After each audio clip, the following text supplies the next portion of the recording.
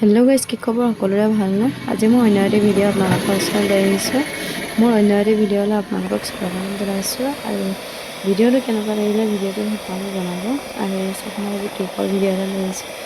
এয়া মই কেক বনাই মেলি ৰেডি কৰিলোঁ। ৰেডি কৰি ভিটাৰ মাৰি লৈছোঁ। ক্ৰীমখিনি ভিটাৰত মাৰি অকণমান ফ্ৰিজত থৈ দিছোঁ। এয়া মই আজি দুটা কেক লৈছোঁ, এটা কণী কেক, এটা এগলেছ কেক। আৰু এই দুটা কেক মই বনোৱা হৈ গ'ল। হৈ মেলি অকণমান ঠাণ্ডা কৰিছোঁ। ঠাণ্ডা কৰি এতিয়া মই কেককেইটা কাটি ল'ম। চাওক, কেককেইটা কাটি আছোঁ। কেককেইটা কটা হৈ গ'ল।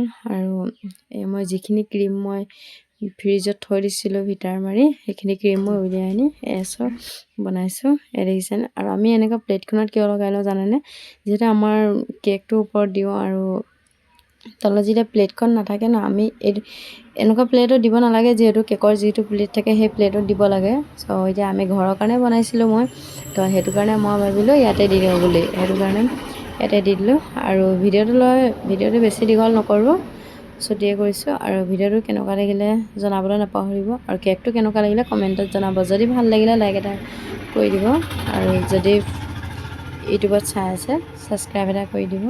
আৰু কেকটো বনোৱাৰ আছিলে আপোনাৰ 1 জানুৱাৰী দিনাখনে, 31 ডিচেম্বৰ ৰাতি বনাইছিলোঁ। আৰু ৰাতিপুৱা আমি কাটিলোঁ।